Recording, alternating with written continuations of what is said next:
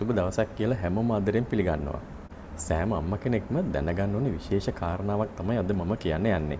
සාමාන්‍යයෙන් විවිධ හේතු නිසා අපේ රටේ දරුවන්ට සත්වමය ප්‍රෝටීන් ලැබෙන්නේ අඩු ප්‍රමාණයකින්. ඒ කියන්නේ එක එක හේතු නිසා. සමහර වෙලාවට ආගමික විශ්වාස නිසා වෙන්න පුළුවන්.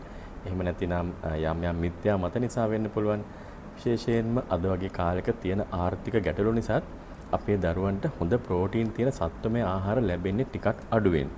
ඉතින් මෙන්න මේ හේතු නිසා අපේ රටේ දෙමව්පියන්ට හොඳ ප්‍රෝටීන් ප්‍රභයක් තියෙන ආහාර තමන්ගේ දරුවන්ට කුඩා කාලේදී දෙන්න හම්බ වෙන්නේ නැහැ.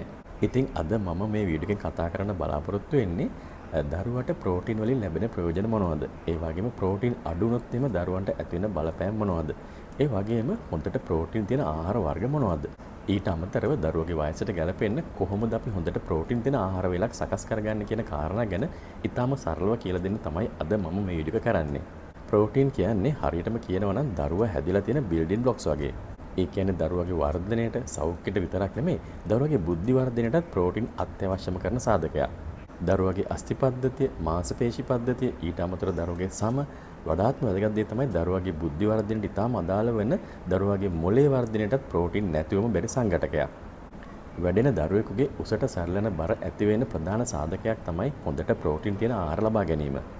ඊට අමතරව ශක්තිමත් අස්ථි සහ මාංශපේශි පද්ධතියක් ලබා දෙන්නත් ප්‍රෝටීන් උදව් වෙනවා. ප්‍රෝටීන් හොඳින් ගන්න දරුවෙකුගේ ප්‍රතිශක්තිකරණ පද්ධතියේ හැකියාව අනිත් සාමාන්‍ය දරුවෙකුට වඩා වැඩි. ඒ කියන්නේ මේ වගේ දරුවෙකුට නිතර අසනීප හැදෙන එක අඩු වෙනවා. වැදගත්ම දේ තමයි දරුවගේ බුද්ධි වර්ධනය, මතක තබා ගැනීමේ හැකියාව වගේම දරුවට ඉගෙන ගැනීමේ හැකියාවත් වැඩිපුර ප්‍රෝටීන් ලබා ගැනීමෙන් නැති වෙනවා. කොටින්ම කියනවා නම් සුපිරි දරුවෙක් හදාගන්න ඕනේ නම් ඔබට කුඩා කාලෙදීම දරුවට හොඳට ප්‍රෝටීන් තියෙන ආහාර දෙන්නම වෙනවා. දැන් අපි බලමු වයස් සීමාවන් අනුව දරුවෙකුට කොපමණ ප්‍රමාණයක් ප්‍රෝටීන් දවසකට ගන්න ඕනද කියලා. සාමාන්‍යයෙන් මාස 6ත් 12ත් අතර දරුවෙකුට දවසකට ප්‍රෝටීන් ග්‍රෑම් 10ත් 12ත් අතර ප්‍රමාණයක් ලබා දෙන්න ඕනේ. වයස 1ත් 3ත් අතර දරුවෙකුට සාමාන්‍යයෙන් දවසකට ප්‍රෝටීන් ග්‍රෑම් 13ත් 15ත් අතර ප්‍රමාණයක් ලබා දෙන්න ඕනේ. වයස 4ත් 5ත් අතර දරුවෙකුට සාමාන්‍යයෙන් දවසකට ප්‍රෝටීන් ග්‍රෑම් 15ත් 20ත් අතර ප්‍රමාණයක් ලබා දෙන්න ඕනේ. ඉතින් මේ විදිහට ප්‍රෝටීන් ලබා දෙන්න ඒ තරම්ම අමාරු නැහැ. ඒ වගේම ඒ තරම්ම වියදමක් යන්නෙත් නැහැ.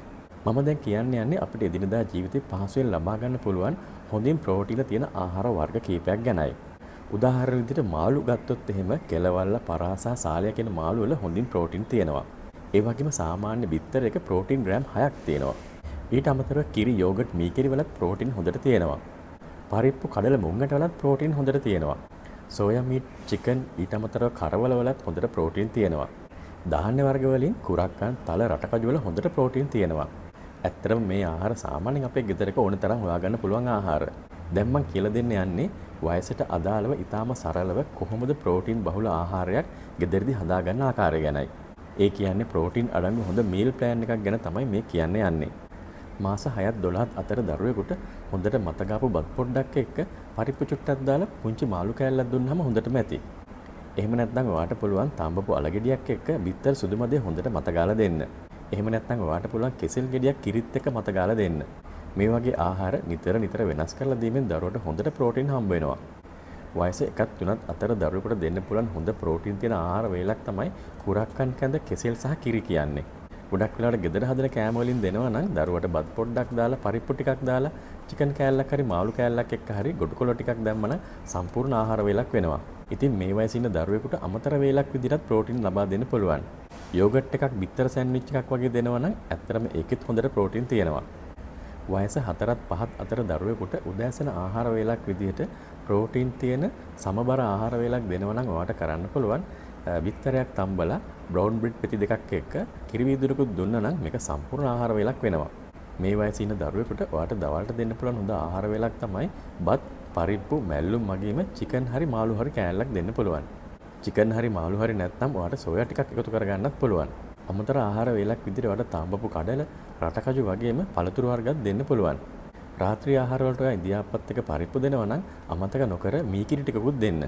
මේ ආහාර වර්ග වලින් දරුවට ප්‍රෝටීන් හොඳින් ලැබෙනවට අමතරව සමබර ආහාර වේලක් ලැබෙනවා. දැන් අපි බලමු දරුවෙකුට ප්‍රෝටීන් අඩු වුණොත් එහෙම නැත්නම් ප්‍රෝටීන් ඌනතාවයක් ඇති වුණොත් මොනවද වෙන්නේ කියලා. අනිවාර්යයෙන්ම දරුවගේ උස, බර වගේම වර්ධනය බාල වෙනවා. දරුවගේ මාංශපේශි දුර්වල වෙනවට අමතරව දරුවට නිතර මහසි ගතියක් දැනෙනවා. දරුවා නිතර අසනීප වලට එහෙම නැත්නම් ආසාදන වලට ලක් වෙනවා. දරුවගේ හිසකෙස් ගැලවී යාමට අමතරව දරුවගේ සම වියලි ස්වභාවයක් ගන්නවා. දරුවගේ මානසික ඒකාග්‍රතාවය වගේම දරුවට යමක් මතක තබා ගැනීමේ ශක්තියත් අඩු වෙනවා. ප්‍රෝටීන් න්‍යූනතාවයේ දරුණු තත්ත්වයට පත් වුණොත් එහෙම කෝෂිකෝර වගේ දරුණු රෝගී තත්ත්වයන්ට දරුවා ලක් වෙන්න පුළුවන්. ඉතින් අන්තිමට කියන්න තියෙන්නේ හොඳට මතක තියාගන්න දරුවෙකුට හැම කෑම වේලක්ම වටිනවා. ඒ වගේම ඒ කෑම වේලට වැඩිපුර ප්‍රෝටීන් සල්පයක් එකතු කළොත් එහෙම ඒක ඊටාම වටිනවා. ඉතින් මම හිතනවා මේ වීඩියෝ එකෙන් ඔයාගේ දරුවට කොහොමද හොඳට ප්‍රෝටීන් ලබා දෙන්න කියලා යම්කිසි දැනුමක් ලැබෙන්නේ නැති කියලා. ඉතින් මේ වගේ අලුත් වීඩියෝ එකකින් අපි ඉතා ඉක්මනින් නැවත හමු වෙමු.